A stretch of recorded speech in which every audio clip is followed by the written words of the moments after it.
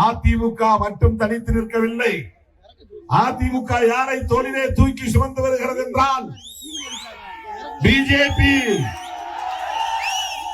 அதிமுகவுக்கு போடுகிற ஒவ்வொரு ஓட்டும் பிஜேபிக்கு போடுகிற ஓட்டு.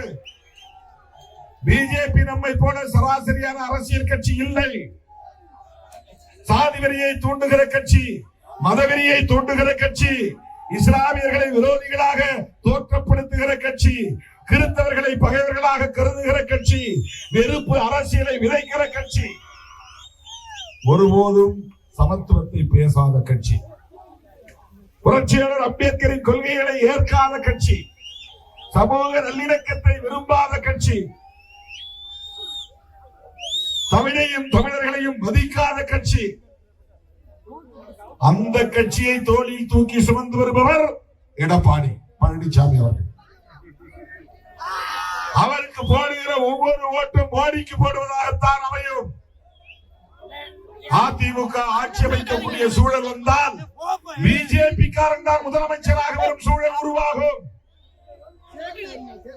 பிஜேபி தமிழ்நாட்டிலே கால் ஒன்றிவிட்டால் நாம் இப்படி சகோதரத்துவத்தோடு வாழ முடியாது. நாம் இப்படி ஒற்றுமையாக வாழ முடியாது. நம்மிடையிலே இணக்கம் இருக்காது. பகையை வளர்ப்பார்கள். அதனால் பிஜேபியை எதிர்த்துதான் திமுக தலைமையிலான இந்த கூட்டணி களம் காண்கிறது.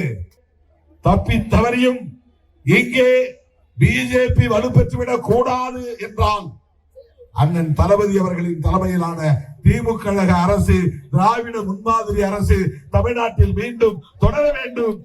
அதற்கு 200 இடங்களுக்கு மேல் நாம் வெற்றி பெற்றாக வேண்டும்.